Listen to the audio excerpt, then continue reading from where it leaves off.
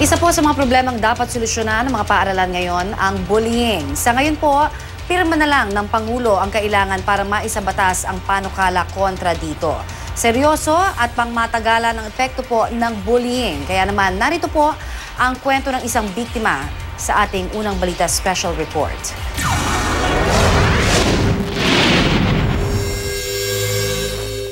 Isang college student si Grace, hindi niya tunay na pangalan. Mahiyain at pili ang kanyang mga kaibigan.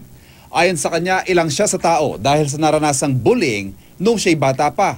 Asar po nila sa akin, mukha daw po akong zombie kasi malaki na rin po yung eye bags ko na. So yun po, inaasar nila akong skeleton, tapos yung payatot. Nung umuwi po ako, umiiyak po talaga ako nun. Tapos sinabihan ko po yung daddy ko tungkol doon. Sabi ko, ayoko nang pumasok.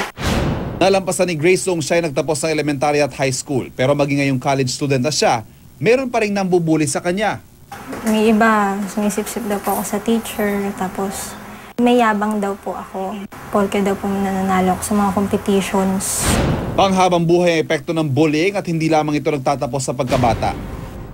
May pangmatagalang epekto ang bullying lalo na sa mga bata katulad ng depresyon, kawalan ng interes sa pag-aaral at maging komplikasyon sa kalusugan. Ang mga kaso nito ng bullying ang planong tugunan ng House Bill No. 5496 o ang Anti-Bullying Act of 2012.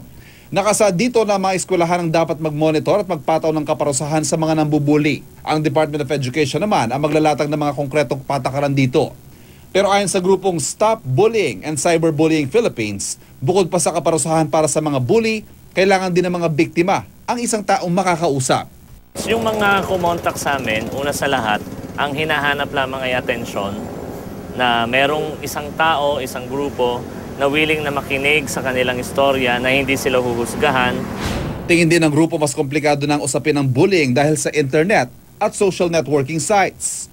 Masyado nating itinaas yung karapatan natin na magsalita, pero sa kabila nun, hindi natin nasusog, hindi natin natapatan na yung karapatan dapat merong responsibilidad. Ang panukalang batas ay isang tugon lamang pero nasa kamay pa rin ng mga magulang kung paano tutugunan ang problema ng bullying.